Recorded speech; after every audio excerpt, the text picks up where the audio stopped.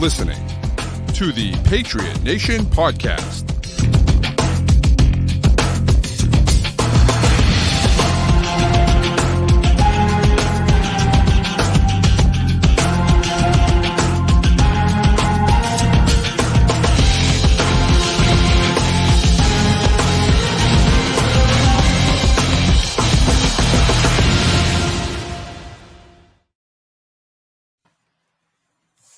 All right, welcome into another edition of the Patriot Nation podcast.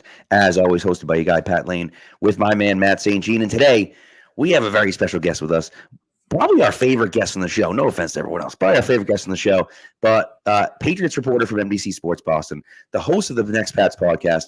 I can't. I go on for 25 minutes talking about everything he does, but he's here. We love him. Phil Perry. Phil, thanks so much for coming on, man. Thanks for having me, guys. I'm very flattered.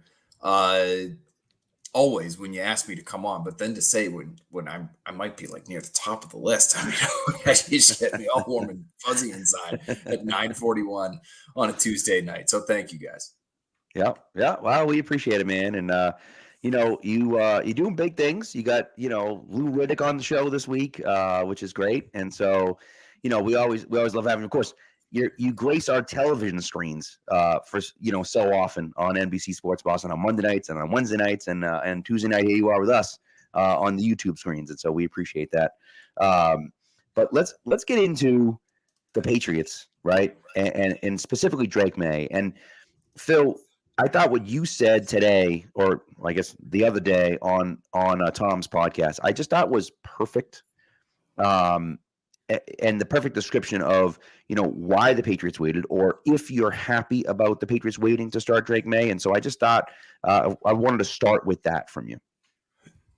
Yeah, I know there are people who look at the way in which Drake Maye performed the other day and were encouraged by it and are looking at a team that's 1-5 and really put a bunch of really unwatchable football together for about a month.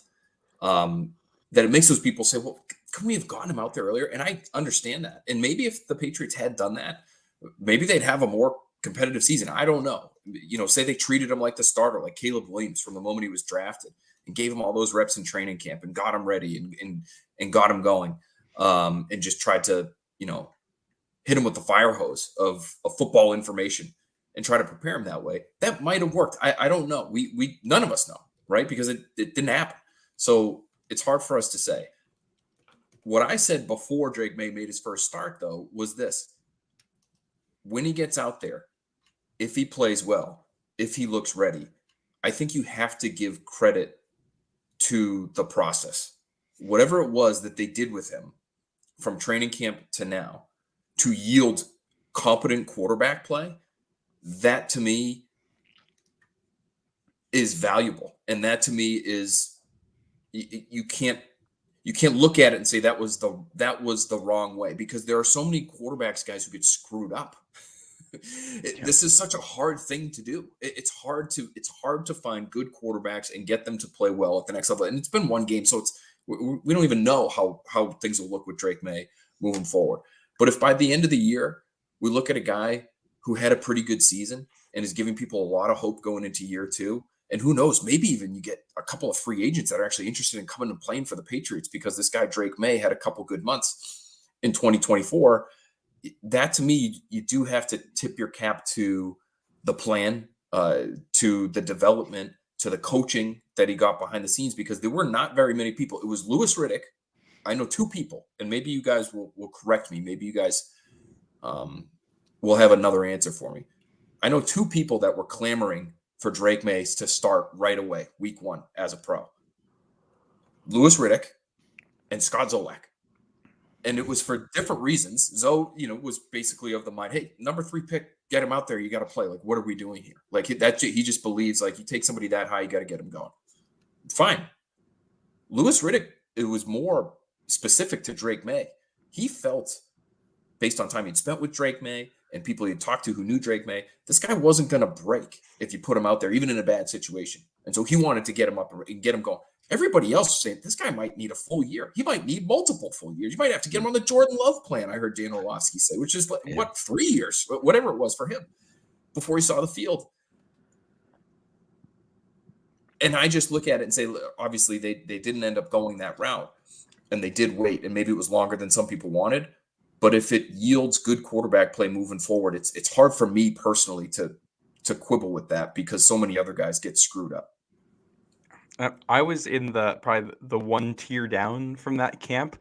I was in the I don't mind if they sit him, but I think he's way readier than a lot of people are saying camp, which I feel like is kind of where we landed with this. Give him a couple weeks to acclimate to what it's like to be a pro, and then send him out there.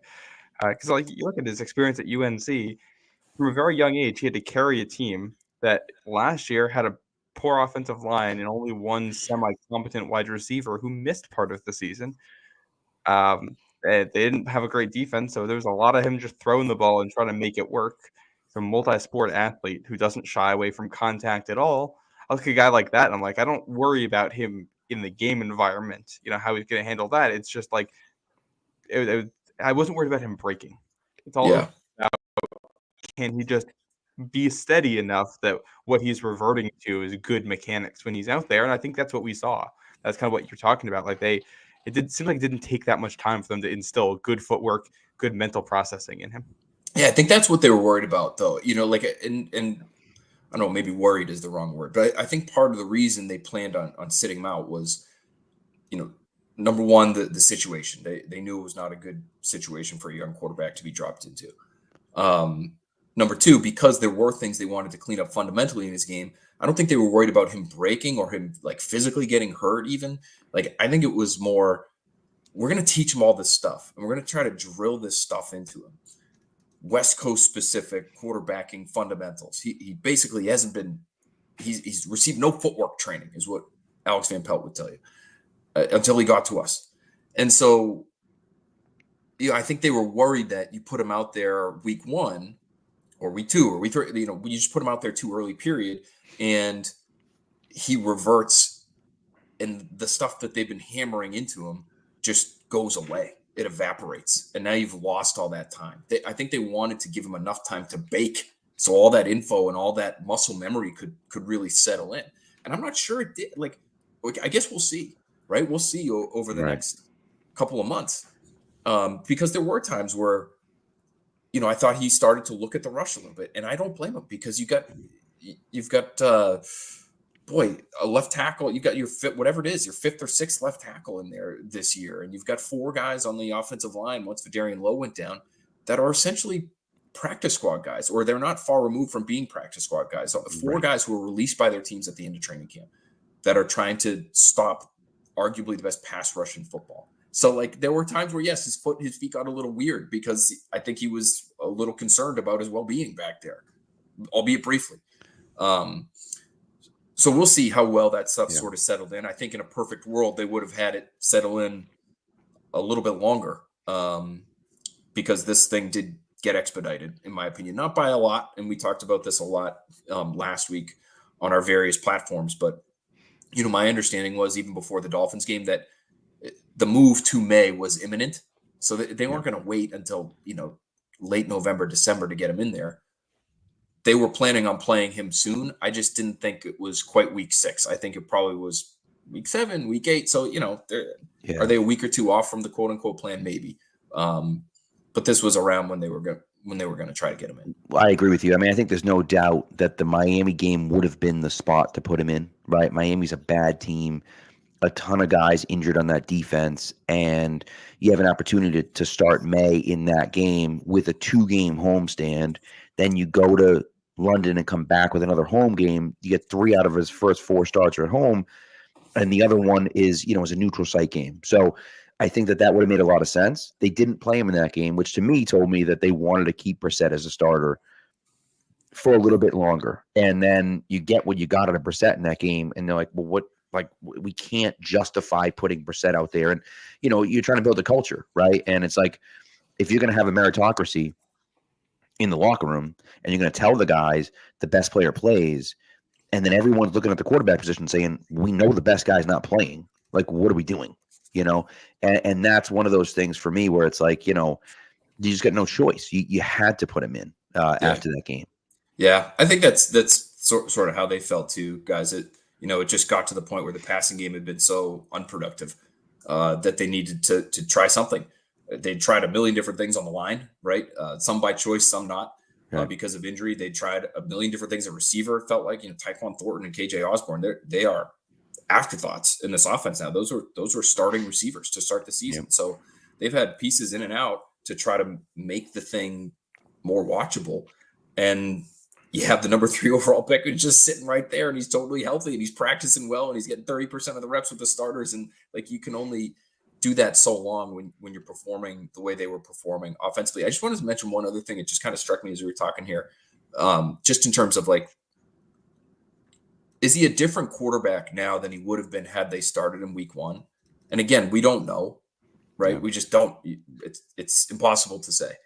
But there are things that he did in that game Sunday that I'm not sure he would have done 2 months ago. They might have been in his bag, but I'm not confident that they were. The booty throw, to me, that's the biggest one, right? The one where he pumps the corner and gets him to bite. And that's, I get it. People will just discount it. It's garbage time, doesn't matter. Fourth quarter throw. I like that. That tells me that he's thinking his way through the game, that he's not just out there running around. He's not just a big athlete with a big arm. He's not just a guy who's going to scramble and make off schedule plays. That's from the pocket, understanding what you're looking at, manipulating a defender, and making an accurate throw. I thought the throw to spark the 2-minute drill, drive was another that I don't know. I mean, you guys watched as much Drake Maye at North Carolina as I did. How many full field reads did he make in college and hit a guy with a body on top of him and his feet sort of off kilter? To go from 1 to 2 to 3 to 4 and make a throw that really gets the drive going. I'm not sure they were trying to score on that drive, but then you hit Pop Douglas for 22 yards, and that sort of changed the mindset, and they end up scoring a touchdown. So that to me is advanced quarterback play that I'm not sure he came to New England with. And so those are the types of plays that I look at the coaching, and I look at the development, and I look at the time that he sat out, and I say that might be where we are seeing how it benefited him. Well, in that play you talk about, in that situation, we've seen Jacoby Brissett not be able to execute on, second down in a 2-minute drive with the clock running where you're trying to move the chains, and to have him make that advanced of a play in that scenario, I think is a really good indicator, hopefully, of what this is going to look like. I have 2 questions I want to ask, I think maybe kind of together. One of them you mentioned before, that you thought this may have gotten expedited or accelerated a little bit, the timeline.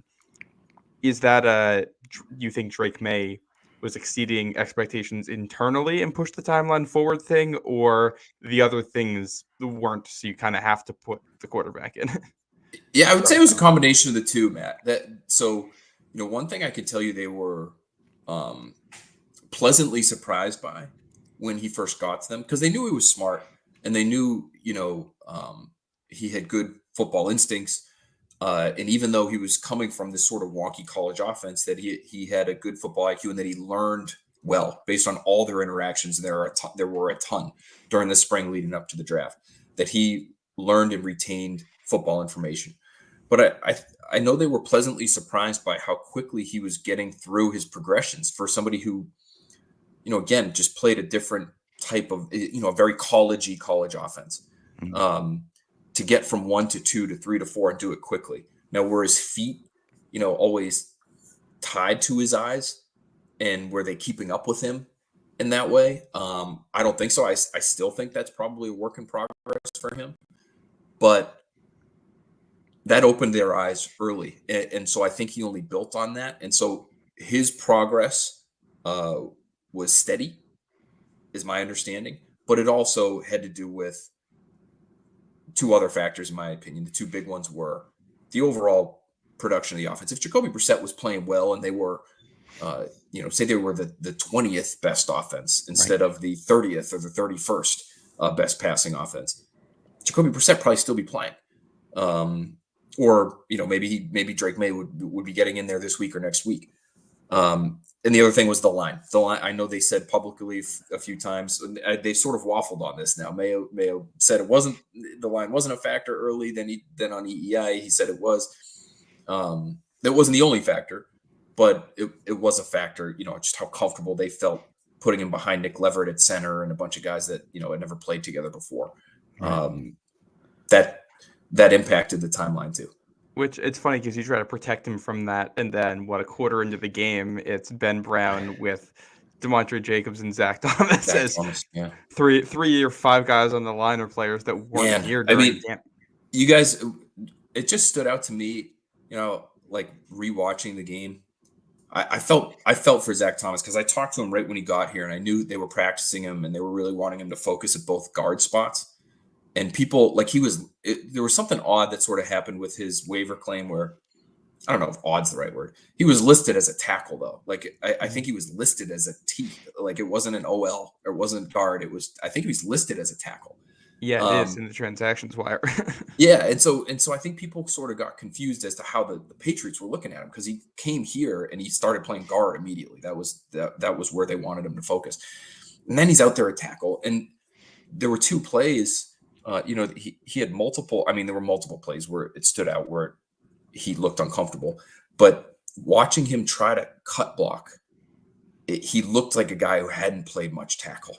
Like there were some ugly cut block, and I'm not an offensive line guru by any stretch, but there were some ugly cut block attempts, and one of them helped lead to that pick where Will Anderson bats it up in the air, and the Patriots turn it over. So tough situation. Yeah, you're right. But it was like, remember the Dolphins game, coming away from the Dolphins game, a lot of people were like, well, the line actually looked okay.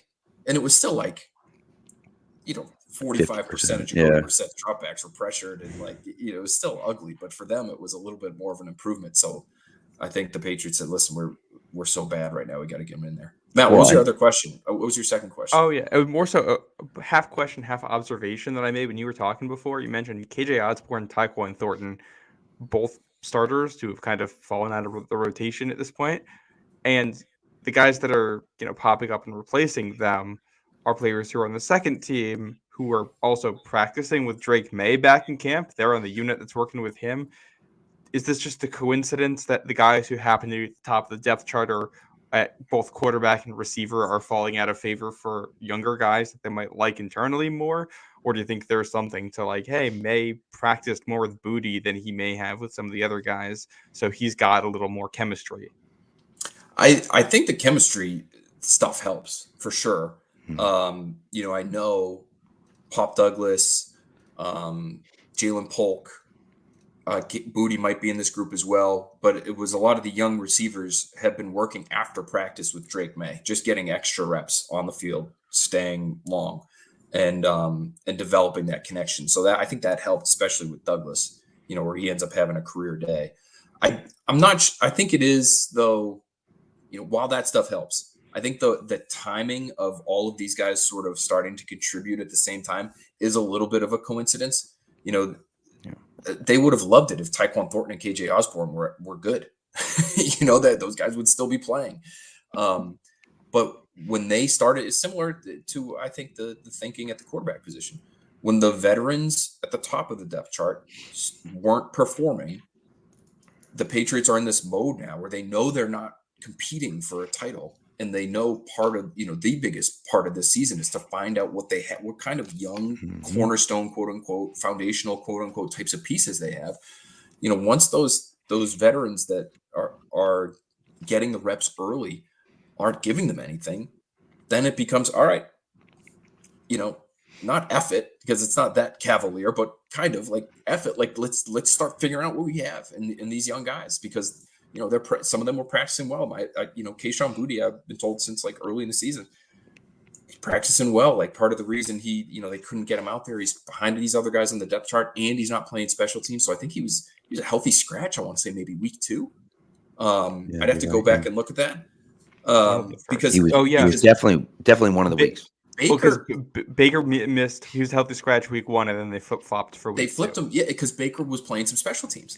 And it was well, Baker, he's in the kicking game. I'm like, well, but if Booty's like the better receiver. Like, don't you need receivers? So they ended up sort of rectifying that, and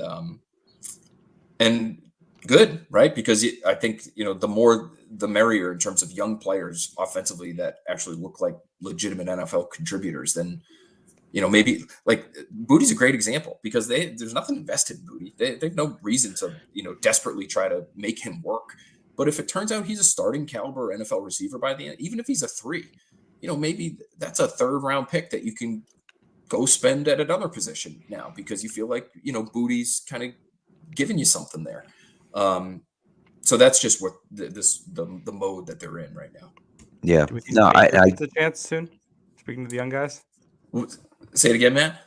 Baker, do we think he's going to get a chance to crack the game day roster again soon? I think they believe in his ability. I was surprised that I don't know if you caught Alex Van Pelt's press conference last week, but he essentially went into some detail as to why Baker isn't contributing right now. And it's because he needs to figure out where to line up, and he needs to know what it is they need him to do out there. And I've been hearing that for some time on Baker. And it's always, every time I talk to someone within the organization about him, it's, man, they believe in his promise. They believe in his talent. They believe he's going to be a good player. It's just that he's a ways off when it comes to some of that stuff. And I don't know how much time you give, a 4th round receiver in terms of figuring that out. Is it this year is sort of the red shirt year, and then next year you got to see what you have, and if it's still not coming by year 2, then you end up moving on because obviously, like, he should know how to line up. He should know what he's doing by now, but that's still a work in progress. You would think, right? You would think. Some guys it just takes longer than others to figure things out, and so we'll see if he can figure it out. One of the things that I was thinking about, while we were going on here was offensive line wise. Have you heard anything about Vidarian Lowe? Did you see him in the locker room? Like, do we think he's going to be back this week? And if not, what the hell do we do? Because we can't put Zach Thomas out there at left tackle again. We just can't do it. I mean, like you said, he's a guard. Caden Wallace is on the shelf for a few more weeks. I don't know who else they have. I suppose they have Caleb Jones, who's huge, but a guy that big, if he could play at all, you would assume would already be playing, right? So I don't know. I don't know where we go from here if Vidarian Lowe isn't healthy. Yeah, so we haven't been in the locker room yet, but we will be tomorrow, and so I'm sure we'll get an update in some way, shape, or form on Vidarian Lowe soon. It looked ugly, and so I wouldn't. This is just me personally. I haven't seen it. I'm not betting on him being out there in London. So yeah, my guess is Caleb Jones is sort of next up. They could also go to Jalen McKenzie, not nearly as big, but USC guy, 6'5", 315, 25 years old. So like those are sort of your options right now. You could kick Michael Winnie back out to right tackle and bring Jacobs back to left. Yeah, that's an option. I don't know if I like is that. Is it smart? Is it what they want to do? They want to move Owenu around a little bit more. I don't know. So they're in a bind. I think no matter what they do need to, and I'd love to hear what you guys thought about this part of the game on Sunday. They need to help the tackles out more consistently. That needs to be a point of emphasis. Absolutely. My buddy Mike Reese, I thought, did a great job on Twitter, flashing a couple videos. Yeah, looked like similar sort of releases, similar formational alignments from 2 different tight ends, Austin Hooper and Hunter Henry. And in the Hunter Henry video, he just gives a little presence before he gets into his route. He gives a little presence on the pass rusher before getting into his route. And Drake Maye has enough time to get rid of the ball. Austin Hooper looks like sort of the same thing, same type of release. No presence on the pass rusher, though, just gets right into his route, doesn't even make a move towards that rusher. And the guy basically ends up going in unimpeded. And I think that was the strip sack. And like, listen, maybe Hooper's told on that play, we need you to get right into the route and make yourself available. That's the best way to protect Drake Maye, is get open quickly so he can get out of his hands quickly and stay upright that way. But it's just, it seemed to be a good example of this needs to be on everyone's mind every single play. Help this guy, the number 3 overall pick, who's one of the only reasons we have watchable offense right now. Stay healthy. Help him stay healthy. Help him remain on the field, guys. Yeah. Like every single snap. Well, there was even, and so that scheme, that's Alex Van Pelt. That's they got to figure out a way with quick game and with getting more guys into the protection. They got to figure out a way to not have Drake Maye take 8 hits every time he's out there the way he did the other day. there was even a play where Henry faked like he was going to block, right? He was on the left side, went into the D end almost as if he was going to block him and didn't block him. And it seemed to maybe slow him down for a half a step, but he still sometimes it's just and made the sack anyways. And it was like, well, you got to actually put a body on him first before you go. It's a fine line, right? Because if you do want to get into your route, you can't, right. Go into the guy for a second and a half, and then the quarterback's looking for you, and you're a yard and a half off the line of scrimmage when you're supposed to be 5. So that's the double-edged sword of it. There's trade-offs because I think part of this is also about how your quarterback works mentally. If you're trying to chip on both tackles every snap, you're basically playing an entire game with 3 receivers, and that makes things really easy for a defense because they can basically just blanket everyone, and you're going to have a tough time, and the pressure is going to get there anyway because no one is open. So, I think you got to find that balance, especially when Maye is mobile and can avoid some of that pressure and still make plays. Probably want to chip a little bit more often, especially if it's going to be, further down the depth chart at tackle this Sunday. And the Jaguars, that defense has not been good, but I think their best 2 players, the 2 guys playing defensive end for them, right. Trayvon Walker and Josh Hines-Allen there. But yeah, and those are big, physical, fast guys that you don't have a tackle right now with the physical ability to really match up with those guys. It's tough. It's going to look like varsity against, JV, it's like body types. It's thunder and lightning right there. Those 2 pass rushers, the way they attack you. And Pats don't have thunder or lightning at tackle right now. No, and it's, it gets back to something I heard from one Patriots executive before this Texans game. And the message was basically like, is there such a thing as a great week to start a rookie quarterback? Like, show me the soft landing spot on the schedule. Right. And I said, listen, there's that Jaguars game's only a week away. I think people look at the Texans defense and they look at everything they've done to quarterbacks this year. Drake Maye, I believe, is the only quarterback to throw for over 200 yards against the Texans so far this season. Yeah. So, there's that. And then there's the Jags, who are statistically one of the worst defenses in football. And man, those Texans pass rushers are pretty good. And the response was, there's good pass rushers on every team in this league. It's one of the few positions where there is a badass somewhere on just about every single roster in the NFL. And so, Matt, that's to your point. Like, the Jaguars, as bad as they are, and as wherever their rankings are defensively in different statistical categories, they still have these 2 badasses that coming off the edge that are going to be hard to handle. So, I think that was part of the reasoning why they got him out there when they did too. It's like, okay, well, you want to start him against Jacksonville, against those 2 freaks? Like, I don't know. Is that a great idea either? So, yeah. One, it's the Jets when you get back from London, and they don't have talent issues in the D line. You got the Titans after that, and they got Harold Landry and Tavondre Sweat, and nonstop. Bears have Montez Sweat. Like, I don't know. Everybody's got at least one good pass rusher. Yeah.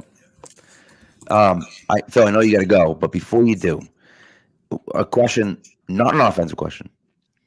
The kick return unit was awful, just awful. The blocking wasn't great, but do you think we see a change from Jermichael Hasty? Like, I looked at it, and I have no idea why Marcus Jones isn't the guy back there. He's a great punt returner. I know it's not the same thing, but to me, it's kind of similar to what a punt return looks like now. It wasn't before, but now where it is, I feel like it's a little bit more similar to what a punt return might look like. And so I just, got your thought. I wanted to get your thoughts on that. And if it's not Marcus Jones, if you think it should be someone else other than Hasty, or if it's specifically a blocking issue. The blocking on these new plays is kind of tough. I haven't seen anything creative. I don't know if anybody's done anything dynamic with this dynamic kickoff. It just feels like you go block the guy who's basically lined up right across from you and try to win. I think from watching some of the stuff where this kickoff was used before, I think one of the issues there is just that everyone in the NFL is just like even another step up in terms of athleticism. And I think it makes it kind of hard. Like it's only a 5-yard gap between the offense and defense here. And it's not like they're right next to one another where it's like the offensive line and you can get into them and block right away. But you're not super far away. You're at this awkward distance where you can't really build up speed to block them, but you're not close enough to get in on them. So it's basically just you're kind of throwing bodies at people and hoping that somewhere a crease opens up and everybody's fast enough to eat up that space. So like there's just I don't know if there's really room for creativity right now. Yeah, I know there were teams and I think this happened in the XFL where they were considering you can kind of block this like a run play, so you'll see some power returns where blockers are pulling from one side or the other, or you'll see duo and you'll see double teams and I don't think we've seen that, so I don't know. I'm sure the blocking could be better. I look at some of these returns, and when you're averaging, I think it was 23. Yeah, 23.5, I think it was, or something like that. 23.9, something like that. They can, my understanding of the rule is you can fair catch it anywhere on the field inside the 25 and get the ball to 25. So I thought it was the 20. I have to double check that rule. Okay. I thought it was the 25. And I know that's not like amazing field position, but if you're averaging 23 and you're you're fielding it at the goal line, like just fair catch the thing and be done with save everybody the time and effort. Right. Yeah, it's true. Yeah. But yeah, I do think with what they have going on out there, you need somebody faster returning the ball because like it's just hard to block, I think, on these kickoff returns. So the faster that you can get a player from where he has caught the ball up to where the defense is, the better off you're going to be. Like, I feel like somebody's going to break through and you're going to get tackled pretty quickly on almost every one of these. So you just want to gain as much ground as you can if they are making you return it. And so Marcus Jones would be a great answer for that. I honestly, Pat, so it's a good question to ask. And maybe if we've got time, I'll squeeze it in for Mayo tomorrow. But my guess is with Marcus, they're kind of just trying to limit his workload. He's a smaller guy. He's dealt with injury in the past, both in college and in the pros. And he's already doing the punts, and he's playing a lot on defense. And I think they just don't want to wear him out. I know that was part of the calculus when it was, man, he was contributing he was like their most dynamic offensive player in 2022. And it was, boy, but how hard is that? Like, you're talking to players about it, it was like, you don't get it. You're fully padded. You're standing. I know this sounds soft, but when you're playing a game that's as tough as this game, and you're playing on defense and you're playing on special teams, and then you're playing on offense, even when you're not on the field for offense, even if you're only like in specialty situations, you're still standing behind your coach on the sidelines, just waiting to see if you need to go in. And players would tell you, like, that just takes a lot out of you. There's, so the one time you have off, you can't even go sit on the bench. You got to go stand on the sidelines waiting for your name to be called to go in and, hit the offensive huddle. You're always alert. You never get that mental time. That too. Right. Yeah. So I think that's probably the answer there. But the name that came, they need some kind of change, I think, on that return. Isaiah Bolden was the name that came to mind for me on the kickoff returns. Why they're not giving him a look there, because I think he's got a little bit more athleticism.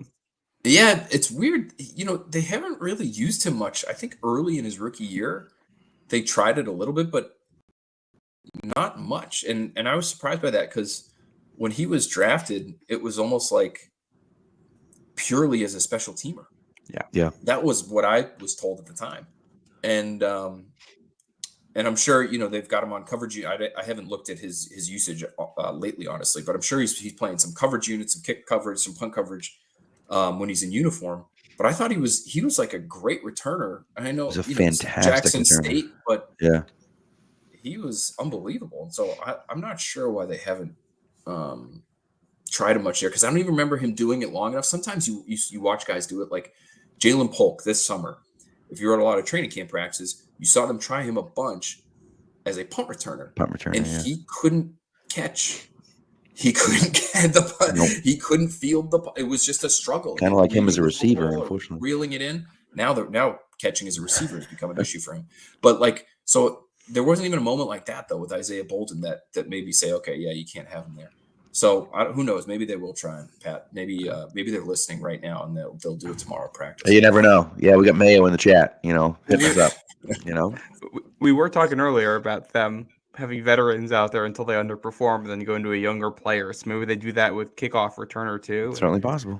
The Texans kick to us a lot. I wonder if that's something we see Jacksonville do. As I get into watching and studying Jacksonville a little bit more this week, I'll keep an eye out to see if they've been trying to get teams to return. I would. Right? Based on what you saw, I mean, why wouldn't you? Right. I'd be kicking to the Patriots every single time, because what the heck, and if you give one up, you give one up. But you feel like you can gain 5 to 8 yards on every possession. That's huge, And I think the thing that just disappointed, the Patriots about their performance there, and Mayo spoke to this, was just, it is the kicking game is a toughness phase. If you feel like you're getting beat consistently in the kicking game, that's a bad sign for your overall team toughness. So my guess is they'll have something different. Will it be ready? Will it be ready enough to be effective? I don't know, but they'll try something different this coming week there, because they don't want a repeat performance. I think that was embarrassing is a strong word, but that was not what they were looking for. It was rough. So I think they're going to be making a change. Yeah, agreed. Especially the first 3 possessions of the game. Penalty on special teams on the opening kickoffs. You're giving Houston extra yards, which I give Taki a little bit of a pass there, given that it's his first game. This is That's the first second time they've had that penalty, though. That's the second time they started a game with that penalty. It was funny because the other one was Del Pettis, I think, in his first real one, first snap in the NFL, and then Taki's first ever snap with a new kickoff, because he didn't get to even do it in the preseason. He was hurt. And then you have a poor kickoff return when you get the ball, and then a poor punt after that. And you got a rookie quarterback. You don't want to be digging yourself a hole right away with field position and everything. No, that's the sort of stuff too. I was talking about this with Karin a little bit earlier today. Even though we know they're not going to win a lot of games this year, it doesn't prevent you from playing winning football. And that sounds cheesy. That's that's a cliche term. I get it. But when I say that, I just mean, things like what we're talking about, like penalties on special teams, punt and punt cover. You have your punt units should be fine. They actually should be good. They should be above average. So be above average in those phases. Don't have pre-snap penalties. Don't have horrible run fits like Ted Johnson is explaining them on the breakdown. They're just some really bad linebacker play happening. And, call it safety, but second level defense play happening that's leading to some of these huge runs. It doesn't require otherworldly talent to do some of those things. If you can just do those, it'll keep you in games, and it'll allow you to build some positive, some quote unquote winning habits, even though you might only win 3 or 4 games this year. You might be in those losses, you might be doing things the right way. I think that's what's concerning right now. It's not that they're losing. It's not that they're 1-5. It's that they are less on their details than they were even in week 1. I agree. And so the expectations were kind of set. And now it's well, we know you're not talented. We know you're missing a bunch of guys, but does that mean you got a false start, or you got to be lined up in the neutral zone, or you got to line up incorrectly and kick off? Does that mean just because you don't have talented guys, that means you have to do all those things? No, you can clean that other stuff up. Some of that stuff's been from veteran, experienced players, guys like Hunter Henry and Dietrich Wise, making the mental errors. Which I do wonder if some of this is, the pressure of the situation, just getting to guys they know that they have to be perfect, and they're trying so hard to be perfect that you end up making mistakes because of that. But yeah, I think I said earlier this year before the season, like I don't mind if they lose games because of a lack of talent. You can't be going into December still losing games because guys are making mental errors. Like that's and where you that's want to see the growth. 100%. And that's one of the things, and James mentions, do your job, but it's the run fits that you talk about. Like the run fits were pretty good all game. If you take away those 2 long runs, they did a really nice job stopping the run against the Texans, right? Yeah, But Devon Godshaw was great, right? He was like, Yeah. he's been that during the game and then saw it again, Right. rewatching it. But the problem This is might be his best year with the Pats. Yeah. As like an individual player doing stuff. Right. The problem is though, you can't give up 2 50-yard runs, right? So like, that's those happened. And so it's like, well, what the heck happened on the rest of the plays that everything looked good? And then those 2 plays was so disastrously bad. And you're like, you just can't let that happen again. And so then is someone trying to make a play? Is someone guessing in a hole instead of, just filling the gap they should fill because they worried about it, the guy next to them or whatever, not making a play? Like you just got to be in the right spot. And, so that's the question. And that's what you wonder is like, do you have to sit back and say, get back to basics? Don't worry about everyone else. This is what we ask you to do. Go to that spot, Yeah.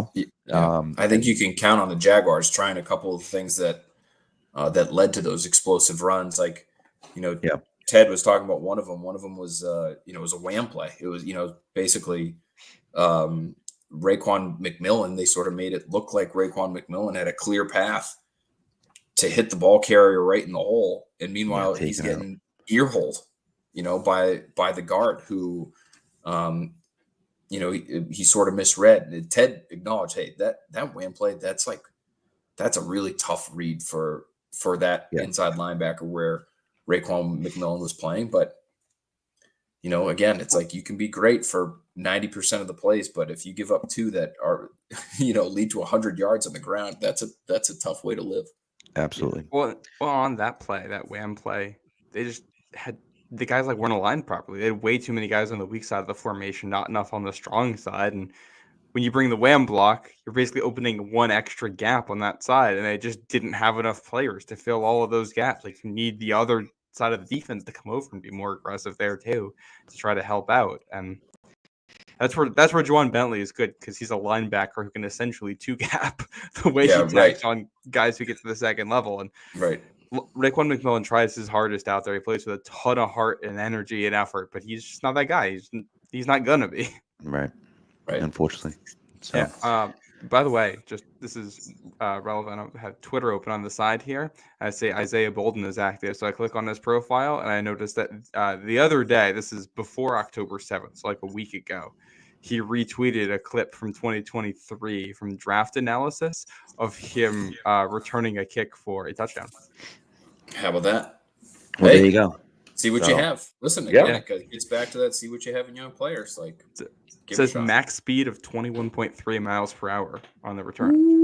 Not bad. Pretty dang fast. I haven't faster than me. I haven't run that fast today. Yeah, it's been a long time. It's been a long time for me. I drove that fast today, but did not run that fast. So, all right, Phil, we got to get you out of here. We appreciate you coming through. Thank you so much. I know you're super busy and you made time for us, and we appreciate that. Before you go, let everyone know where they can read you and see you and hear you and watch you and everything else. So NBCSportsBoston.com, all of our stuff is on there. We've got a write-up from our Next Pats podcast interview with Louis Riddick. He's tremendous. Again, he had some takes on Drake Maye even before the season began. And he is very strongly opinionated, and he is passionate about everything that he talks about. And so he was a tremendous guest for us to have on Next Pat. So go check out that episode if you haven't heard it yet. Early edition, I'm on BST every Wednesday now. So on with Felger and Hawley tomorrow night. And then Thursday, Friday, back on early edition with Trenny. And we've got the breakdown every Monday with Ted Johnson. So we got a lot going on, but it's been fun. And, especially now that there's like a little bit more life with this team, guys, talking about this team becomes a little bit more fun too. So please check us out there. And all my stuff's on Twitter at Phil A. Perry, which is right there on the screen. I appreciate you guys doing that. So of course, man. People, if they got me on mute, they can see. Yeah, right. It's interesting for you. It's gonna be interesting this week because you travel with the team for every game, and now to not be. James is asking if you're going to be in London. To not be in London, I'm assuming you're going to be at the facility, or you're going to be at home. So, no, so we don't travel with it. We follow the team. Well, that's what I mean. Not that you travel with the team, but we're not with the team. That's for the upper class PR. citizens, like Scott Nowak and Bob Sosi. So they'll be going to London on Friday. We are not going. NBC Sports Boston will not be going to that game. So I will be at the facility. I'll be at our studio in Needham, and we'll do a pregame show, halftime live, postgame live, all from the studio there. So we'll still be working. We're gonna miss off. It's tough. It's tough. We're gonna miss a 7-year-old flag football game here in town, and the team's really rolling right now, guys. We're kind of like finally hitting our stride. I feel like love it. Love it. We had a camp coming off a big win last week, so I'm gonna miss that one. But hopefully the boys will pull through without me. Let's go. Maybe you can get a live update. And you can give some updates on your post game show in the air. Ooh, good point. Good point. Right there. Good point, Matt. Halftime live. We'll give a final score. The game will be over by then. These are 8:30. I love it. 9:30. I mean, that's what the people want to hear. That's what they want to hear about. Yeah, well, come on. See if you can get some video clips from the game. Get a highlight reel for the. Yeah. I love that. That would be great. I love it. That's exactly what the people want to know. Well, hey, we got 2 1-win teams in London, so that game might end up being a little bit more fair. Yeah, we're high flying. We scored. I'd say certainly more points last week. Ooh. That's great. I love to hear it. Well, that's great. Well, thanks again, Phil. We appreciate it, and best of luck to you and everything. And you guys, you killing. I mean, listen, if you listen to this show right now, the chances are that you're subscribed to Phil stuff. But like, for the love of God, if you're not subscribed to the Next Pats podcast and you're not watching on NBC Sports Boston, like, just do it. Like, what are you doing? So, and also not a Rockies fan, but wearing a youth baseball hat, because that's what it's all about. Once you're a dad and you get the kids in youth sports, you got to support the youth teams, and that's what happens. We're in coach pitch phase here. Oh, so yeah. I'm the one who's actually pitching. So I'm out there on a knee. Head on a swivel. I got to be in uniform. So I couldn't tell you. I don't think I could tell you a single current rostered player on the Colorado Rockies. But I do wear this hat. Larry Walker? Yeah, right. I could go old school. We could go Andres Galarraga. Yep. Trevor Story, more recent past. Yeah. See, yeah. I could probably name more guys from the 07 Rockies that made it to the World Series against the Sox than anyone on the current team. How about Mike Hampton? Mike Hampton used to hit bombs at Coors Field. Yeah. Great. Love that. Hey, and you're keeping your arm warm right now for when the Sox need you. Oh yeah. I'm waiting for that call. Hey, you never know. Eventually. Never know. We've gotten a little close the last couple of years. So I'm that little kid in the Cam Newton commercial. Remember that kid? Oh yeah. Well, hey, listen, you and me both, right? I passed the Patriots condition test. I'm ready to go for left tackle, man. I'm here. I did. Yep. It's on the Pats Nation Network YouTube. I lost our bets over the weekend and over the last year. But I had to run 20 40-yard dashes. Okay. All under 8 seconds and 30-second intervals. So you had 8 seconds, and then you have 22 seconds to rest, and then you'd have to run another one. That's pretty good. It was a lot. It was challenging. Did you puke? I did not puke. Somehow I did not puke. I don't know how, but I think I'd be puking. I was very sore the next day. Extremely sore the next day. See that. But I could see that.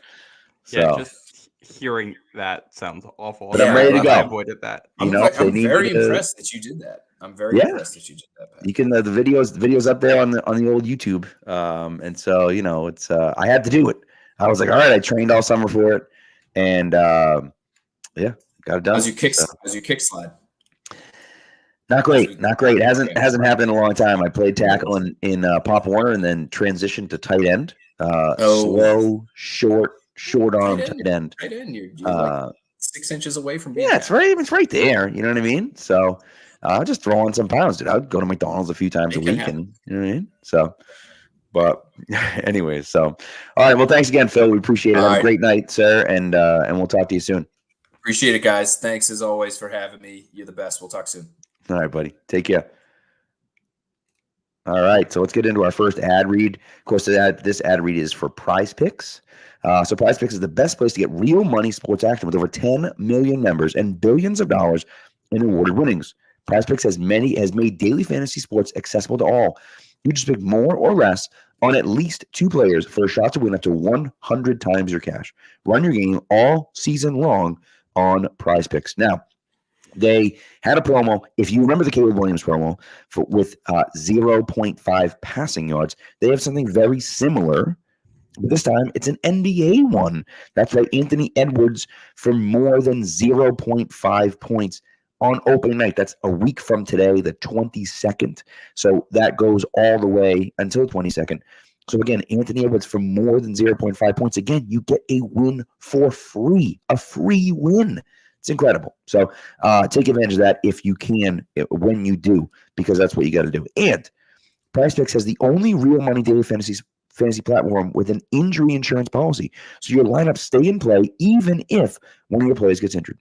If the player leaves in the first half and doesn't return, PrizePicks keeps your lineup live.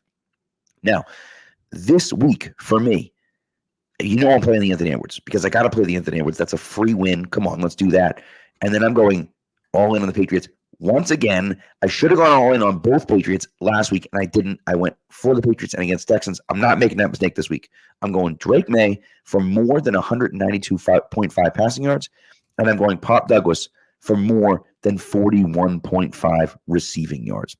So what you're going to do is you're going to download the app PrizePicks, and you're going to put in the promo code CLNS. When you do that, you're going to get $50 instantly after you play your first $5 lineup. Again, download PrizePicks, put in the promo code CLNS, and get $50 instantly after you play your first $5 lineup. You don't have to win. It's a guaranteed $50. PrizePicks, run your game. All right. Whew. All right, so let's get into the I guess the Jags a little bit. You want to talk about the Jags a little bit? Yeah. Jags aren't good. They stink. They are 31st in points allowed this year. Their defense is dead last in passing yards allowed. The only team that hasn't scored 20 points on them was the Cleveland Browns with Deshaun Watson and that absolute train wreck of a franchise right now. I think if the Patriots have a poor day offensively, they should still hit the 21-point mark that they got last week. Agreed. Yeah. And it's not necessarily one thing with their defense. They have 2 good pass rushers, but it hasn't helped them a ton. The coverage isn't good. Like if you go watch that London game from last week, there are wide open Bears receivers all over the tape. Yeah. And that happened with this team liking to play man coverage. Jaguars like to play a lot of man. So I think game plan wise, you're probably just doing a lot of the stuff you did last week and elevating it. The Texans weren't playing a crazy amount of zone. They played more zone later in the game. You're going to face a lot of man coverage. So I think for May, it's going to be a lot of picking the matchups you like, which there's going to be more in this game than there were last week. And just firing away with anticipation and getting good accuracy on the ball, like pop over them. There was a stat that Evan Lazar tweeted that I retweeted before this, that the Jaguars are one of the worst teams in the NFL, maybe the worst team in the NFL at defending the slot. League worst, 128.3 passer rating to slot receivers this season. 45 catches, 458 yards, 5 touchdowns. Yeah. They played 6 games. Yeah, it's not great. That's not great. No. I think your passing attack should have a field day, even if you don't have a ton of time to throw. And if they play man coverage, that's going to give opportunities for Drake to run too. Absolutely, and I just think that the Jaguars offensively have been a disaster. Defensively have been a disaster. I mean, the team has just been an absolute disaster, and I don't know, what happened to Trevor Lawrence. I thought Trevor Lawrence, I remember coming out in 2021. I remember talking about this before the draft, and I just think everyone looked at Trevor Lawrence and said, if this kid isn't great, nobody knows anything about talent evaluation. He was going to be the number 1 pick as a true freshman. Then he was going to be the number 1 pick as a true sophomore. And then he was the number 1 pick as a true junior. It's like it doesn't make any sense that he's not good. And again, maybe it's the offense, maybe it's him, maybe it's the weapons, maybe I don't know what it is, Well, but did it's you see the bizarre. Jaguars dropped like 5 They did. touchdowns? They They did. I was talking with JP Acosta about this a bit, who's a SB Nation guy, Jags fan, and the Jags I think lead the NFL in drops since 2021, which is when Keenan McCardell left and went to Minnesota. Keenan McCardell, someone the Patriots interviewed for offensive coordinator at one point. Yep. And I think, you look at the receiving core right now, and it's to be expected. Gabe Davis is an inconsistent wide receiver. Brian Thomas is a rookie. Evan Ingram is their tight end, has always been an incredibly inconsistent player. And their offense is like, they have an explosive offense. It's also not good. The only time they score, it seems like at points, is just like big plays that they will get because Gabe Davis, when he's good, makes big plays. Brian Thomas is a deep threat. Evan Ingram makes big plays. Tank Bigsby is one of their running backs, is averaging over 7 yards a carry. He's been breaking tackles like crazy as a runner.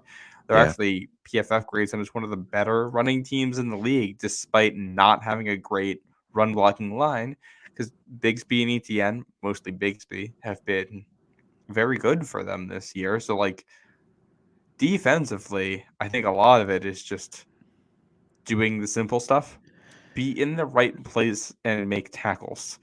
Because if you make this team try to dink and dunk down the field, their players are going to make their own mistakes along the way. And even if you don't cover great, even if you have guys wide open, eventually they're going to drop. They're going to make mistakes. So just don't give them the 50-yard plays. Right. I totally agree with you. I'm curious to see who Gonzo lines up on this week. Is it Christian Kirk? Is it Brian Thomas Jr.? Like, who are you taking away in that offense? Who's the guy, the alpha guy, right, in that offense? I thought he kind of struggled this week with Stephon Diggs. I think he's just so much better in press coverage. And when he plays off, he's just not as, I don't know if I don't want to say necessarily he's not as engaged, but like he gave some of those easy out routes to Stephon Diggs last week or on Sunday. And I just thought like, they're off coverage, but man, like I would have liked to see him drive on the ball a little bit more. And he just didn't really do that, and I don't know if that's necessarily his fault, but I don't know. He's better at moving in a what do you call it, like straight lines than he is accelerating sideways. I think that was one, like his 3-cone time wasn't anything special, but he accelerates like crazy in a straight line, which I think is one of the things where, like, you put him on a DK Metcalf and you're not going to have as many issues because Metcalf is just big, fast, strong, runs a lot of simpler routes, and then the athlete that Gonzalez is will just mirror those like crazy. Tyreek Hill obviously is crazy quick, but Gonzalez is the athlete to play with that. Diggs, being someone that's as low to the ground and technical as he is and quicker, is I think something that Gonzalez is going to have to grow into covering. This week, you look at the way the targets are distributed in this offense. Brian Thomas leads with 40, but Christian Kirk is right behind him with 39, and receptions are 25 and 24. Gabe Davis is a little bit behind them at 33. So, I mean, in some ways, I think you almost just line up Gonzalez at outside corner this week and maybe let the Jaguars pick whichever one. Like, I don't know if you're super worried about a specific matchup. If it is, I think it's probably Brian Thomas because he's been their most productive receiver. Yeah, I think that makes sense. Yeah. Brian Thomas actually already has over 400 yards this year. The other two guys are Kirk's at 296, Gabe Davis is at 204. So, yeah, probably Brian Thomas Jr., looking at the way the stats break down. Yeah. No, he's not good. He's very good, is what I meant to say. He's been explosive. And he's a guy that, a lot of people have questions about whether he'd be good or not. Now, he had a bad game this past game, but he's an explosive player. And, it's kind of what you knew you were getting out of LSU. People had a lot of questions about him in the first round of the draft. And I just thought, like, I had no idea. Like, he was just a player that, like, I felt like, he was going to be good, but I wasn't sure, like, how good. The explosive is there for him. So you certainly see it. It's all over the tape and every time you watch them, you know what I mean? So, that's going to be, that might be an interesting matchup against the Patriots, certainly, because they gave up explosive runs. you don't want to give up explosive passes for sure. And this is a team that can hurt you running the ball too. ETN's been banged up, but Bigsby's been doing a great job, in his stead. And I feel like almost as a Travis Etienne truther and a guy who has a ton of stock in Travis Etienne across all my fantasy leagues, I can tell you that he has not had a very good year statistically. And Bigsby has really, in my opinion, surpassed what he's done this year. Bigsby's averaging 4 yards after contact per rush. He already has 5 broken tackles this year, so he's been solid. He's been good there. Like, it's not Jacksonville is talented, but not necessarily good. So as long as you don't let the talent overwhelm you at any point and you stay disciplined, you'll be able to contain this offense. I think this game is probably one where both teams are in the 20s and it's close, if you had to ask me, with the way it plays out. And it might be, might come down to who has the ball last and if a defense can get a stop. Yeah. And let's hope the Patriots defense is disciplined enough to not give up some of those long runs that they gave up this past week and, not give up any big passes in the passing game and, maybe get a turnover or two. And now you're helping out your offense too. Yeah. I wonder if we see a change at the linebacker position. I kind of want to see more Christian Ellis there. I want to see more Taki there. Give McMillan more time on the bench. Just McMillan hasn't been working out, so let's switch it up and see if somebody else out there works better. Yeah, I kind of think you have to. I just don't think you can. I don't think that you can even look at that. I don't see how you can watch McMillan play and not think we got to get someone else out there on defense. I like the guy, like you said, he plays with a motor. He's trying his best out there. He's just not that guy. And Taki in his career has been good against the run. I feel like he's a guy that should be out there playing that middle linebacker position. He looked a little rusty on Sunday, and I think rightfully he's always been played all year. But if you can ramp him back up, I think that's his job to lose, really, next to Tavai, in my opinion.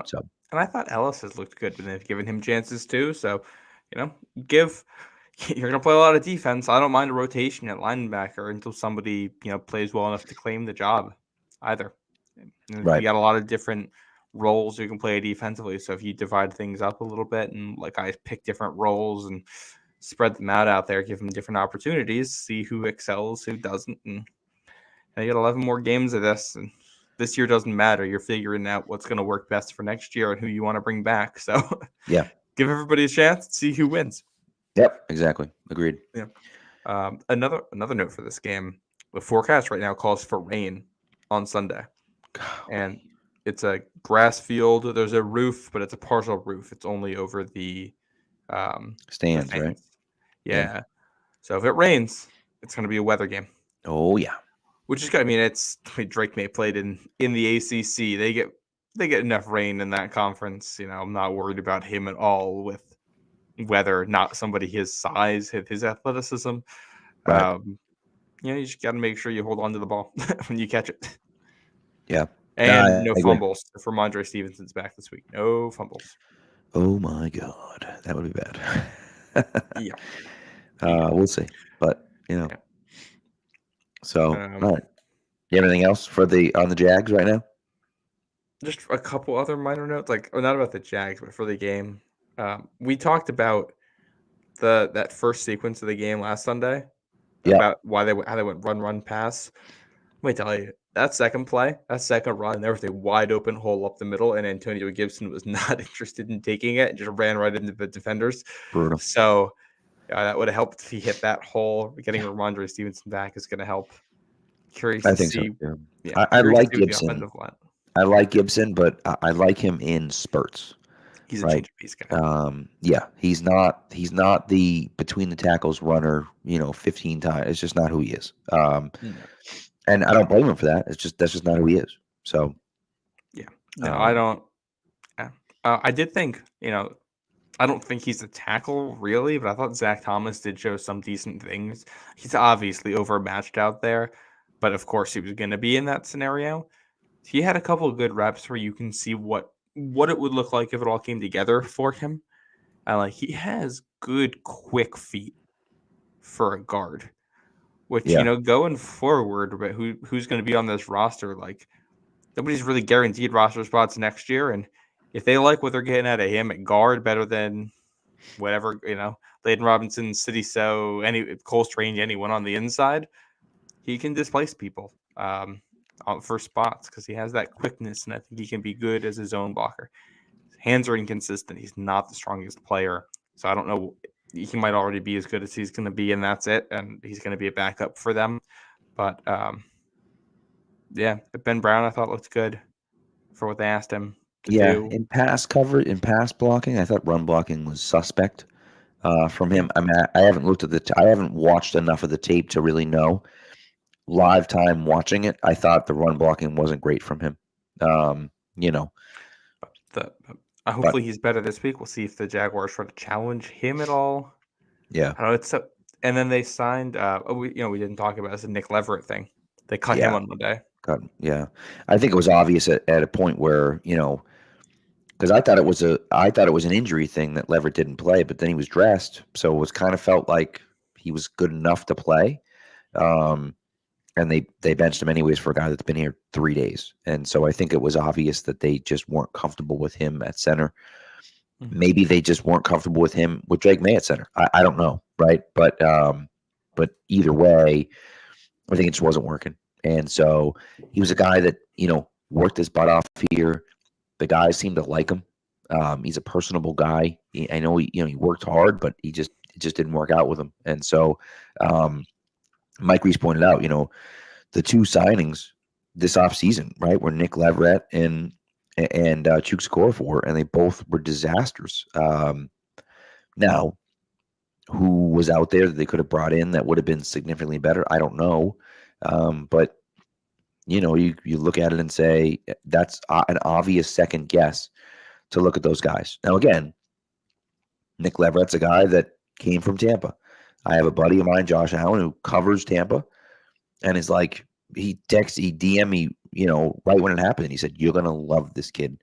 He's awesome. He's super personable. He's a great locker room guy. Like, you're going to love him." And so, I was like, okay, great. I'm excited about this guy, right? And you saw him at practice, and I was like, you could see it. You could see how much the guys liked him. You could see how much the staff liked him. You could see how much the fans liked him. It was right away, instantaneous. And he just, for whatever reason, it just didn't work out on the field. And so, and maybe it's because he's not really a center. He's mostly a guard. I don't know. But, for whatever reason, it just didn't work out with him here. And a quarter for TJ's asking if no one actually knows what happened. The guy fell off the face of the earth. I'm not really sure. Maybe the earth is flat and Chuks fell off the side of it. I don't know. Not sure what happened. Well, I think one thing I will give Elliot Wolf credit for here, the Nick Leverett signing didn't work. I think it was the right idea. They brought him in. He was good the first week at camp. Guy with versatility. He just kind of got worse with every week. Looked decent replacing Andrews for one game, but then allowed a historic number of pressures the next. Yeah. And they were very quick to go look for other options. They're turning over, not leaving any stone unturned right now when it comes to finding other offensive linemen, at least on the interior. And you found someone in Ben Brown who could come in and play right away. So I think, I'm glad that they aren't just saying, hey, well, we liked him in the offseason, so we're going to stick with that all season long and hope he turns into that player. No, when you've lost the battle, cut him, move on, and look for someone else. And, we'll see what Ben Brown looks like from here. But in his first game, he looked pretty solid. He looked at least backup center level. And we'll see whenever Cole Strange comes back, which sounds like it's getting closer, what he ends up bringing at either a left guard or center wherever they decide to play him. Feels like it's going to be center, but we'll see. And they were active today. They signed another center today. I'm forgetting the name, but they have been Justice something or something like that. Yeah, I don't know the exact name. They've been churning through these guys.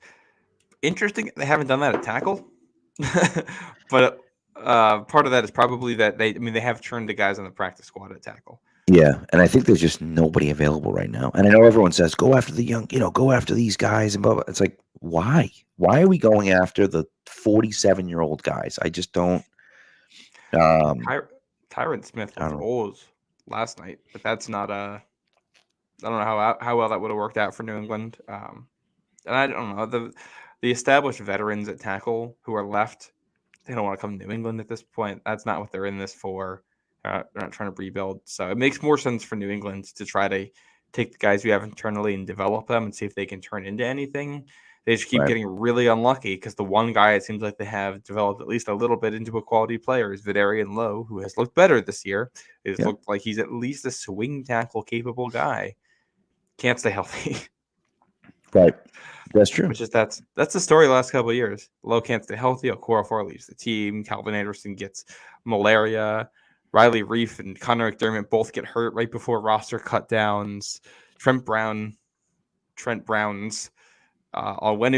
we can't figure out if he's a tackle or a guard. Like this has just been the story of the last 2 years. Is just a total like poor talent and awful luck at the position. Well, and again, TJ mentions Trent Brown. Like Trent Brown, first of all, I wanted no part of Trent Brown, but Trent Brown didn't want to come back, right? Like, so even if you wanted him back, even if the regime change happens and you wanted him back, he didn't want to come back to New England. And so that wasn't happening. I wanted nothing to do with him. I know on the field, maybe, but like, come on.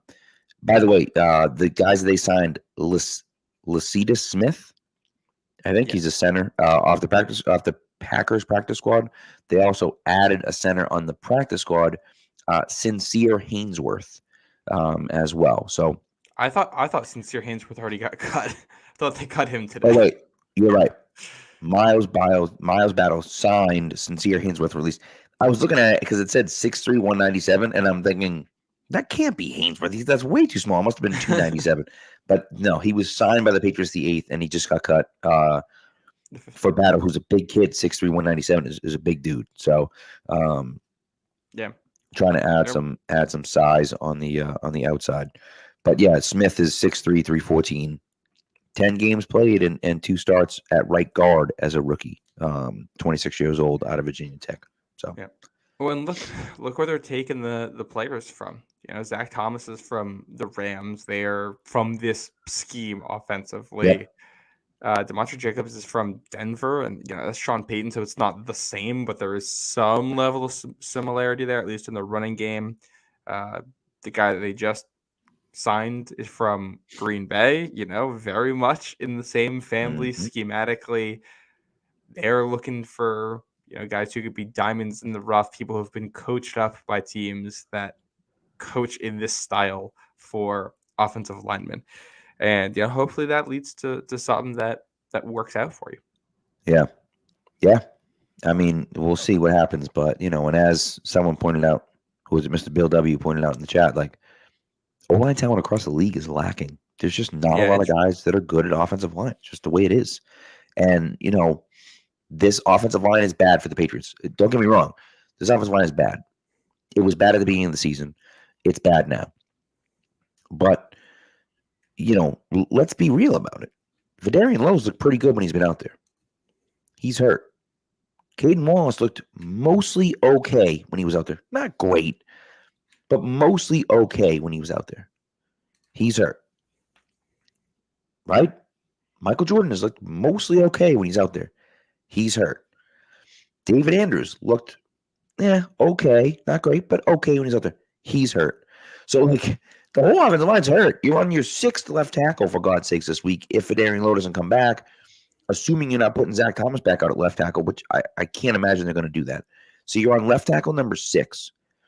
You're on left guard number 3. I guess it's back to City So, but you're on left guard number 3. You're on center number 4, unless Ben Brown plays. Either way, you're on center number 3 or 4, depending on what you want to do. And so, and you're on right tackle, number 4, number 5. So it's one of those things where it's maybe it wasn't great at the beginning of the season.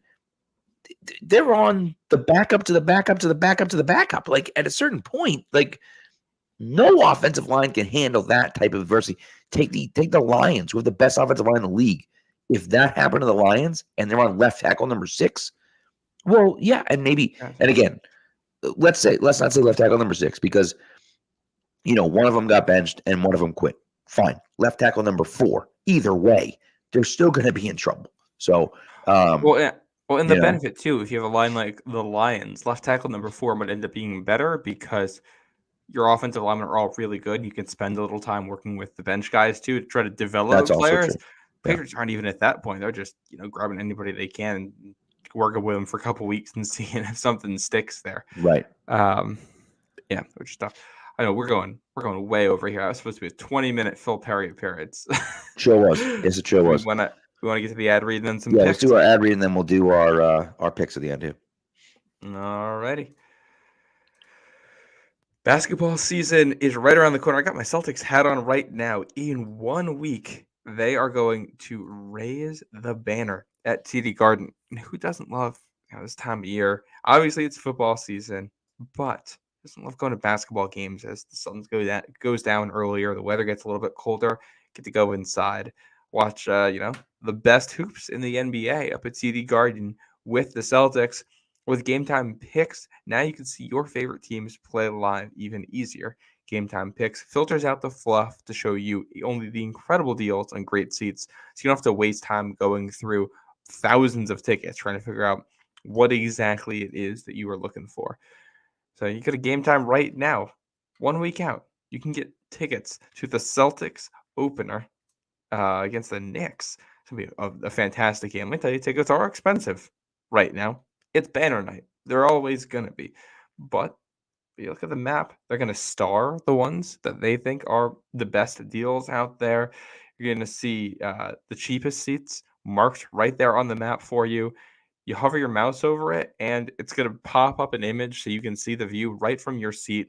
And that price that you see on the map is going to be the price that you pay when you check out. It's really easy. It's simple. It's intuitive. Yeah, and they got a lowest price guarantee, or they're going to credit you with 110% of the difference. Take the guesswork out of buying tickets with GameTime Picks. Download the GameTime app, create an account, and use code CLNS for $20 off your first purchase. Terms apply. Again, create an account and redeem code CLNS for $20 off. Download GameTime today. What time is it? Game time. Love it. Love it. Okay. Want to go over last week's picks, Pat? Let's do it. These are our week 6 picks in the NFL. Pat, look at you go. Whoop, whoop. Let's go. Yeah. Crushed Pat got all 5 correct this Nailed week. it. I had a winning record. I'm still falling behind here. I'm either really good or terrible. The 2 games that I picked, man, I don't know why I was picking the Spencer Rattler Saints. I don't know why I was picking the Cowboys. Like that Cowboys game, man, that was rough. That was not competitive. That was real bad. That was real bad. Yeah, that Buccaneers Saints game is one of the wildest games ever. It was what, 17-0, and then it was like 27-17, and then it was 51-27 or something insane. It was ridiculous. Yeah, insane stuff there. So yeah, with that said, so those are our picks from week 6.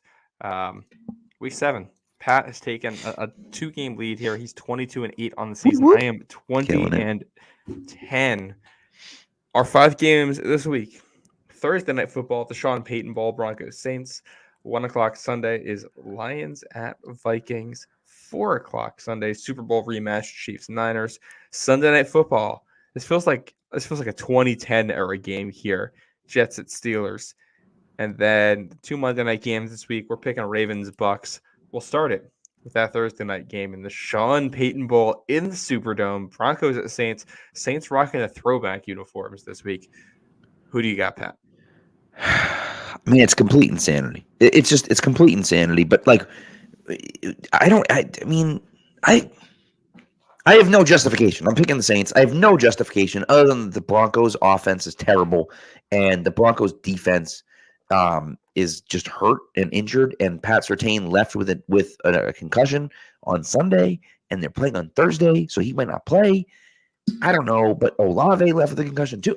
And now freaking what's his face might be hurt. Zahid. Zahid, and so I don't know if the Saints have any players either. But whatever, dude. Bo Nix is terrible. Maybe Spencer Rattler can do something. I don't know. Yeah, I'm right there with you. I don't know how I don't even know how I got to this answer. Like I don't like picking the Saints after what happened last week, but I don't feel good about picking the Broncos either. I don't On the know. This road, feels like too. the NFL equivalent of like Tuesday night maction in college football. I'm assuming it's probably Tuesday night maction right now. Like this feels like Group of Five football, but at the NFL equivalent to it. Yeah. Yeah, it does, doesn't it? Yeah, not great.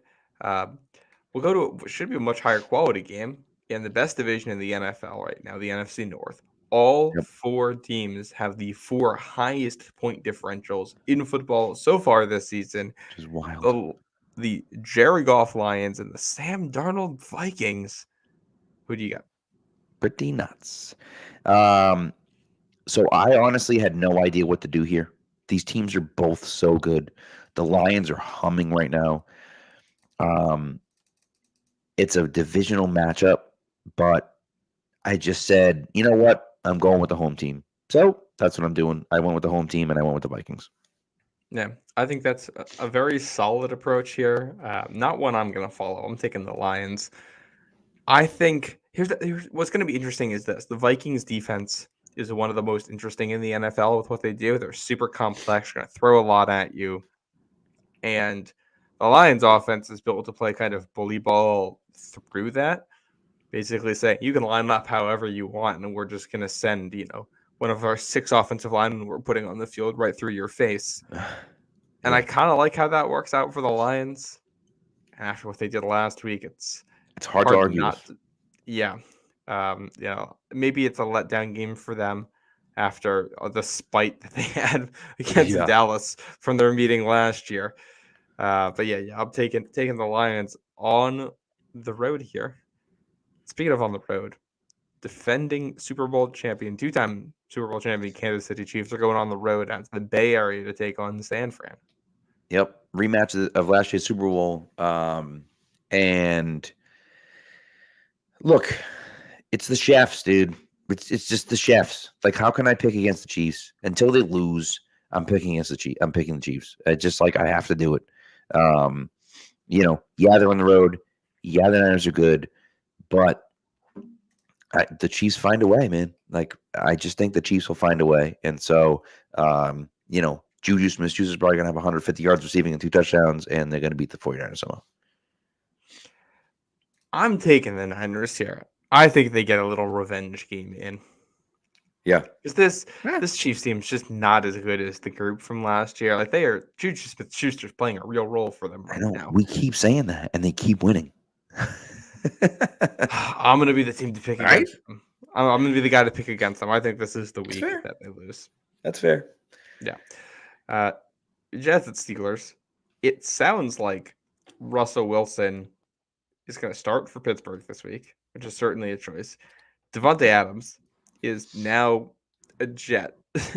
We'll see if Mike Williams is still a Jet by the time this game starts after Aaron Rodgers threw him under the bus after the Monday night game.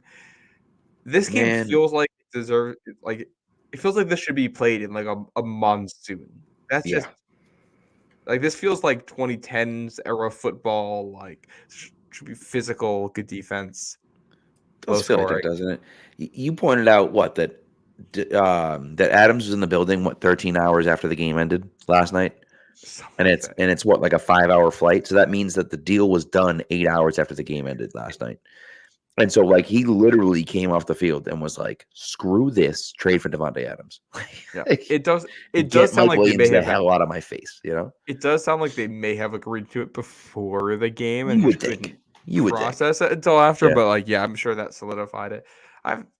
For somebody who talks about like taking responsibility and cleaning up distractions the way Aaron Rodgers does. He goes out of his way to shirk any responsibility, doesn't he? All he does. I absolutely love it. Also, James says it should be the first game played on the moon. It's a good point. I love it. I love that idea. So here's the thing with me. All right, I made this pick with the assumption that Justin Fields would be the quarterback. I went with the Steelers. If the Steelers play Russell Wilson at quarterback, I just think like they can't win. He is terrible. He's hot garbage. And he's also like a clown. And I just feel like people don't like him. And so I just don't think they're going to play for him. And so if the Steelers play Russell Wilson, I think the Jets win. I don't know how Mike Tomlin could be that stupid. Like, they're playing well with Justin Fields. They're 4-2. Like, I don't understand what they're doing. So, yeah, anyway, I went with the Steelers because I think the Jets stink, and screw the Jets. And so we'll see. We'll see what happens. I am also taking the Steelers. Also made this pick with the assumption Justin Fields would be starting. I'm going to stay with it, though, because I don't know. Steelers aren't that good, but the Jets are the kind of team the Steelers were built to beat, in that the Steelers are like very much like a tough physical team. They aren't that good, but they'll like play hard and aggressively and generally be well coached. Right. Home primetime game against a team with a diva QB who these kind of seem like they've been unraveling the last couple weeks. Yeah. Like that's the kind of team who they lock in against. Maybe the talent disparity is just too big and the Jets run away with this one, but I don't know. Especially the way that offensive line played for the Jets. I'm going to take the Steelers here anyway. Okay. Yeah, there you go. And we got all right. Ravens and Bucks, last one. Monday Night Football. There are 2 Monday night games. The other game is Chargers at Cardinals in the late nights. Oh, right. Which I think is also an interesting game, but Ravens and Bucks is too good to pass up for this. Yeah, I agree. I mean, it's got to be the Ravens. It's got to be the Ravens. I like the Bucks, but it's got to be the Ravens, dude. Like, they look like a dominant team. They started out 0-2, and they've been 4-2 since. They've been 4-0 since, I'm sorry. And Derrick Henry is just going to ram the ball down your throat, and there's not a goddamn thing you can do about it. He's just going to say, no, don't tackle me, dude. The clips at the end of the game last week, he's just running over dudes. And he's just like, guys don't even want to tackle him. He's an absolute monster. I don't understand how he's still doing this. I don't get it. The amount of yards and carries and hits he's taken, and he's still going. It's crazy. And so, I think the Ravens have a real shot at going far in this year's playoffs, and I think that he is a huge, huge part of it. Yeah, I am right there with you. I'm taking the Ravens here, basically for all of the reasons that you stated. I think the Buccaneers are playing above they're a good team playing above their talent level. The Ravens are a great team. Yeah, the way they've been playing, and I think this will probably be competitive for a lot of it, but I'm gonna take the Ravens. Yeah, I agree. And James says it, like, at the end of the game, he just gets better.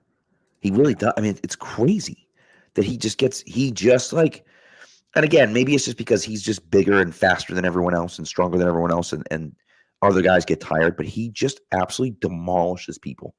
And so, I don't know. We'll see. Yeah. So those you see them on the screen right there. Those are the Week 7 picks that we have.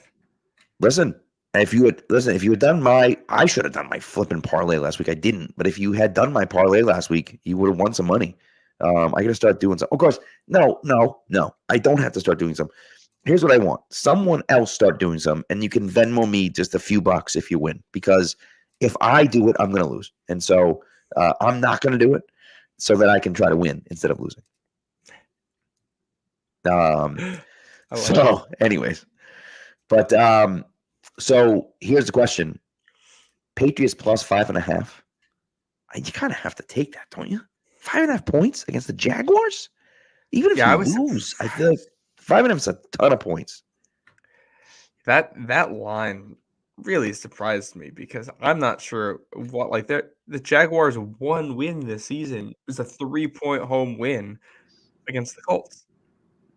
I'm not sure. Yeah, I know the Patriots haven't played well, but everything I've seen statistically says that these two teams are about in the same tier, and that's including the 4 games of Jacoby Brissett. Drake Maye looks like an upgrade over that right now. So, I don't know. This feels like it should be like a 1.5 point spread for Jacksonville. I don't know how it ended up at 5.5. Yeah, I'm with you. I have no idea, but hey. Take it while it's there. You get 5.5 points. Take the freaking points, would you?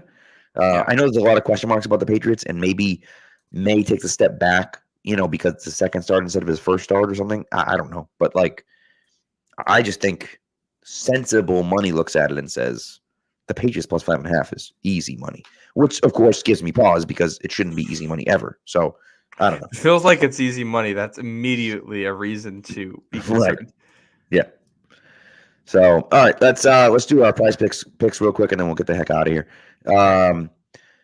So I read it during my ad read, but I'm going Drake Maye for more than 192.5 passing yards, Pop Douglas for more than 41.5 receiving yards, and again, the promo that's coming out this week, okay, is for the 22nd, so it's for the first day of the NBA season, but you can use it with the NBA, with the NFL ones too. So you should. Anthony Edwards, more than 0.5 points on the 22nd on opening night. They're giving you it for free. They're just giving it to you. So take it, right? Use whatever you want to do. Pick whatever picks you want to make, and then use the Anthony Edwards one, because that putting him in your lineup, you just like it's a free win. So use that one. Yeah. Time for my picks? Yes, sir. All right. My picks are too darn good this week. Oh, baby. I say darn intentionally. First one. We're taking Sam Darnold for more than 237.5 passing yards against the Lions. You know who else we're taking, Pat? Who's that? Darnell Mooney. Oh. More than 54.5 receiving yards against Seattle.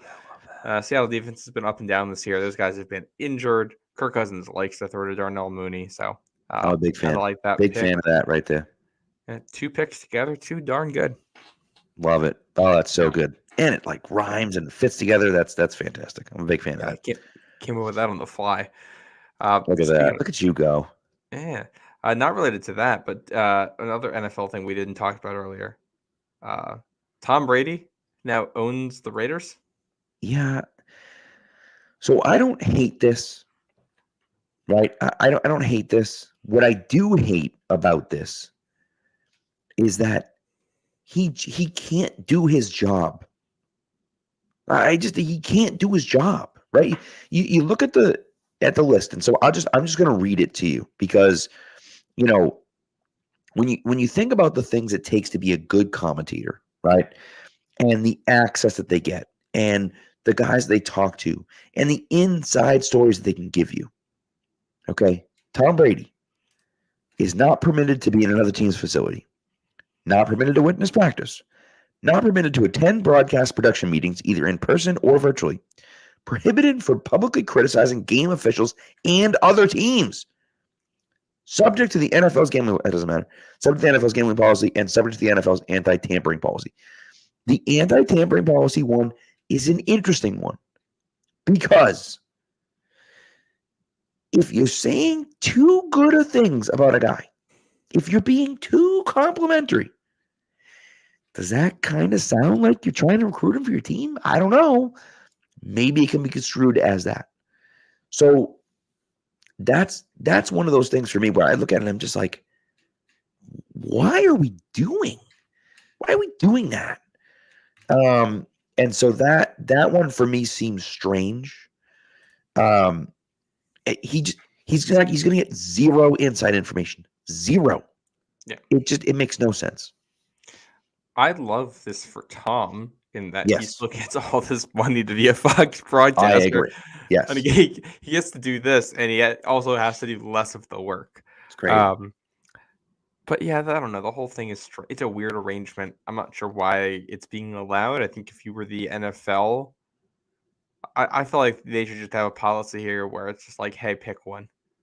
You can either stop being a broadcaster and be a Raiders owner, or you can, go broadcast and not be a Raiders owner. Or like maybe, I don't know, maybe there's something in between you can do, but like where he's like invested in as an owner of the Raiders, but it's like a blind trust. He doesn't actually get any kind of like say over what they do. It's just an investment thing. And that way you can stay away from it. But yeah, as it is, it's going to make things very awkward. Yeah, I do. It is also really funny that Tom Brady's first notable moment in the NFL is against the Raiders in the playoffs when he knocked them out. And now he literally owns part of the franchise. That's pretty sick. It's a great point. You know what's interesting, and I will say, TJ says, retired athletes make the worst investments ever. It's a phenomenal investment for Brady. I mean, they just print money. If you own an NFL team, you automatically make money. You could do nothing. Dan Snyder is the worst owner I've ever seen. He made an obscene amount of money. An obscene amount of money. It is impossible for you to lose money while you own an NFL team. So it's a fantastic investment from a money perspective. But, again, it's just like, how can he be a broadcaster and be an owner? It doesn't make any sense. It seems to be a conflict of interest. It almost feels like if he's a minority owner, they should waive these things and just let him be a broadcaster too. Like you know what I mean? Like it's almost, and I know that they can't necessarily do that, but like it feels like if they're gonna allow him to do both, just like let him do both. Don't let him be a half-ass broadcaster. Like then he has no inside information of the game. It's like silly, And so to me, it's like, I know why those rules exist. I totally understand. He's a broadcaster. Like, what do you want the guy to do? Like, I don't know. I just think that, it just seems kind of silly to restrict all of his access, which again, they need to, but like you restrict all of his access and you expect him to somehow still be able to do a good job. I just don't think it's realistic. Yeah. I don't know. So, we'll see what happens when we get to the Super Bowl. The other thing I also thought of here, it was mentioned that Brady could help them pick a new quarterback. That was thrown out. Could be involved in that. And like, I don't know. When you think about teams that might trade up for a quarterback in the 2025 NFL draft, the Raiders are definitely on that list. When you think about teams that might pick high, oh my God, could you imagine? It's the New England Patriots. Could you imagine? Put it this way. Tom Zalesko is not a good GM. He's very willing to overpay in trade-ups. And before any of this happened, it would have been very reasonable to suggest that Tom Zalesko would overpay to trade up for the New England Patriots to go get back. The problem is that now, if that happens, everyone is going to be screaming that there's inside baseball in Tom Brady. 100%. Try to help 100%. Which would definitely not be what's going on, but that's what it's going to look like, and I don't think that's great for the league. Of course it would, I just, that's a really interesting point, and something that, who was it? It was, oh God, of all people, it was Skip Bayless. I was listening to him on Part of My Take, and he was talking about Michael Jordan, of all people, and talking about how Michael Jordan was, in my opinion, is the best basketball player of all time. And was a horrendous architect of a team. Like couldn't figure out. Kwame Brown is one of the worst number one picks of all time. Not the worst, because that belongs to the kid that Cleveland picked a few years ago. I can't even remember his name. He's so bad. But one of the worst number one picks of all time, and he just could never build a team. And you wonder, Brady knows a ton about football. Does he know what makes the guys tick? Does he know, can he look at a guy and evaluate him, on the field and perhaps even in the meeting rooms and decide if he can be the guy or not? I don't know. They're going to have to hire, they have to fire a new coach. They're going to have to fire. It stinks. They're going to have to hire a new coach. Yep. When they do, is he going to have an input on that? And can he figure out who's going to be a good coach and who isn't? I just those are questions that we don't have an answer to, but I'm curious about what that's going to be. Well, I love Tom, but my hunch is no, based on the track record of this stuff. I don't know. Yeah, there's a long track record of guys who are exceptional players not always being great coaches, because guys who are exceptional players usually have abilities that they don't really know how to pass on to other people. They're not taught. They just do it at a very young age and have some natural ability to do things. So I don't know if Brady's going to have that.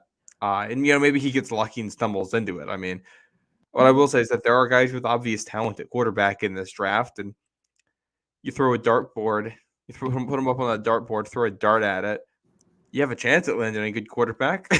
You could Right. be bad at your job and still end up accidentally stumbling into a good quarterback. That happens. Great That's point. how Tom Telesco that's how he stayed in LA for so long, because he got the Justin Herbert pick right and messed up every other thing they did. That's what happened with John Elway. John Elway got Peyton Manning. Right? Like, other than him getting Well, Peyton Manning, what else did he do right? To be in fair, that Denver? was also there's no evaluation. You just Oh, give right, it to but I mean, outside of that, what did he do in Denver? Not much. Yeah. Well, like, You know? bringing this back to New England for a second too. Like, the Patriots were always going to pick a quarterback, and we're just going to pick whoever was third. Didn't take a rocket scientist to figure out that, hey, these three prospects are pretty good. Right. So, like, just because Drake Maye looks good right now and he might end up being the quarterback of the future does not mean that our front office has any kind of special skills when it comes to evaluating quarterbacks. Totally true. Does not mean that even if they did have those skills, they're going to translate to other positions. 100%. And look, you know, the other part of that is that you're 100% right. You know, you hear all the reports came out that said the Patriots love all three guys and would take all three of them at 3. Now, maybe they like Drake Maye second best, and they would have preferred him even if they were taking it at 2. That I don't have an answer to, right? From the sense that I got from talking to people and listening to people was that it was very divided. That there were some people that liked Jaden Daniels better, and there was some people that Drake Maye better. Again, I don't know, but like, it doesn't really matter either way. They were taking a quarterback, to your point, and so that doesn't shine a light on anything really. But so, anyways, all right, let's get the heck out of here. We've been on here for 100 minutes. Let's get the heck out of here. Yep. We appreciate everyone coming through. We started a little earlier, so we're ending a little earlier usually. When Yeah. Last question, quick question. Early game Sunday, doing anything special for it? No, usually I play basketball on Sunday mornings at 8:30. I don't think that's going to happen. I don't think we're going to have enough guys, and so I don't think that's going to be an issue. I probably would have played basketball for a little while and then kind of whatever, gone back home or something like that. But no, nothing really special. I don't think. Watch with the kids probably, or try to watch with the kids at least, for as much as they can stand. So. But no, I don't think we'll be doing anything too special. I would think we're probably going to record either halftime at 1 o'clock or halftime at 4:30, is what I think. Yeah. We'll let everyone know, but we'll be in the window somewhere in that window. I know everyone will be watching Red Zone, but we'll put Red Zone in the background and go from there. So fish and chips, great call, James. Maybe we'll do some fish and chips, have some tea. I'll spot a tea. You know what I mean? Fish and chips, absolutely not. That is not happening. Have some biscuits. You know what I mean? I might do mimosas here. There you go. Okay. I have a recipe for pumpkin French toast. It's like an overnight one. You put it all together, let it soak in the oven in the morning, type of thing. I'm a fan of that. Yeah. And I have been saying for a while that I want to do chicken and waffles. I don't know if Sunday is the day for that, but I've never made it before. I want to try and make it. I have a waffle iron, so I've never made it either. I've certainly had it, and it was good. It was good. I love a good chicken and waffles too, especially if you get the chicken's just a little bit spicy. Yeah, it depends on where you want to go, right? Where you end up going. I've had it at different places. At Disney World, they made a great one. I really enjoyed it there. I had it. Where the hell did I have it? Somewhere. I forget exactly where I had it. And oh my God, it was so good. I'm trying to think of. No, I can't remember. I can't remember where I had it. I had it somewhere. It was fantastic. But either way. So, anyways, yes, chicken and waffles. Great call if that's what you end up doing. So, but. A little spicy chicken, a little butter, some syrup. Oof. That's right. Big fan. So, anyways, all right, people. Well, thank you for tuning in. We appreciate it. The chat was blowing up as always. Some good conversation, some not, but we appreciate the contribution nonetheless. So thanks for coming through, and we will talk to you guys on Sunday. Maybe even before. Probably not, but maybe even before. We'll record on Tuesday night, so maybe we'll go from there. So we'll see. But thanks to everyone, and we will see you on Sunday afternoonish, somewhere on there.